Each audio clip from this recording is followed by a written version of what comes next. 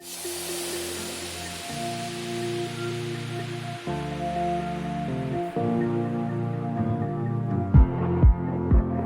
à tous, on se retrouve aujourd'hui lundi 3 mars pour notre vidéo hebdomadaire de marché.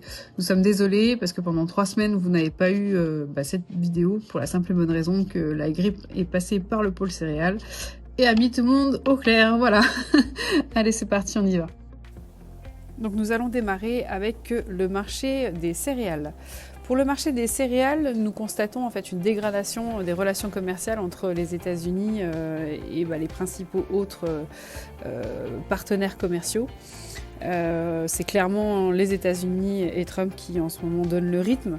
On a aussi moins de craintes météo aux États-Unis avec les épisodes de froid qui sont passés, qui sont vraisemblablement terminés.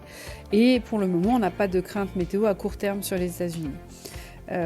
Il faut néanmoins être vigilant sur des températures excédentaires en Inde, en pleine phase critique de rendement, donc ça c'est à surveiller.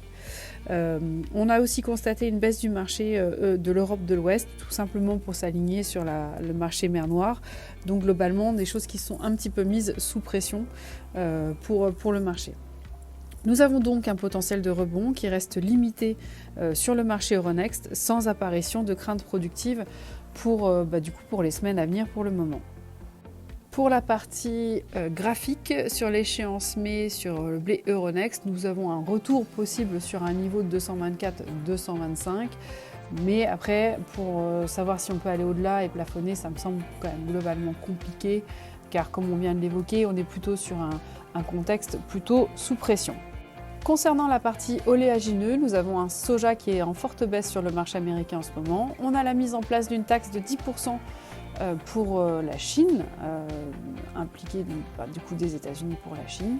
Une forte détérioration des relations commerciales, comme on l'a aussi évoqué pour la partie blé. On a aussi une imposition des droits de douane de 25% pour le Mexique et le Canada, qui est du coup un coup dur pour la filière canadienne, qui expédie plus de 90% de son huile de canola aux États-Unis. Donc ça refroidit un petit peu les échanges. Et globalement, pour la partie pétrole, on a un contexte plutôt lourd en ce moment.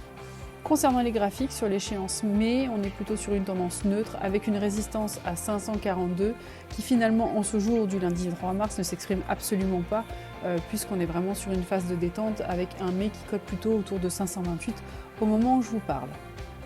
Pour conclure, on est sur un marché qui est plutôt quand même globalement sous pression, que ça soit en blé ou en colza, pour la 24 et pour la 25. Clairement, si on n'a pas plus de nouveaux éléments pour la prochaine campagne en termes de crainte productive, ça risque d'être compliqué. On constate aussi que finalement en ce moment, c'est un petit peu les États-Unis qui font un petit peu la pluie et le beau temps sur tout le commerce avec les échanges, les taxes.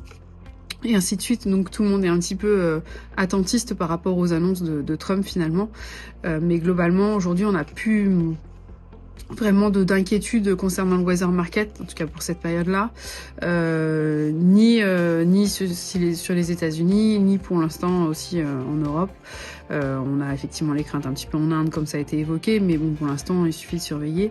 Et globalement, on constate qu'on a quand même des stocks qui sont quand même globalement disponibles dans le monde pour en tout cas la prochaine campagne, dans ce qu'on attend et dans ce qui est globalement prévu. Donc une fois de plus, pour la 25, je pense que c'est des niveaux sur lesquels on peut avancer, on peut commencer quand même à marquer, c'est indispensable parce qu'on est quand même sur des bons niveaux. Il faut savoir que si le marché continue à se soulager progressivement, on va avoir effectivement de moins en moins de marge de manœuvre et encore moins de marge de manœuvre pour mettre en place une stratégie parce qu'on n'aura plus la place de pouvoir investir dans de l'option. Voilà. Donc on reste au niveau des seuils de commercialisation dans tous les produits, donc marqué entre 10, 15, 20, 25% déjà pour les plus frileux. Je pense que c'est pas une erreur. Et comme on dit à chaque fois, si c'est le moins bien vendu de la campagne, ça sera déjà bon signe. Voilà.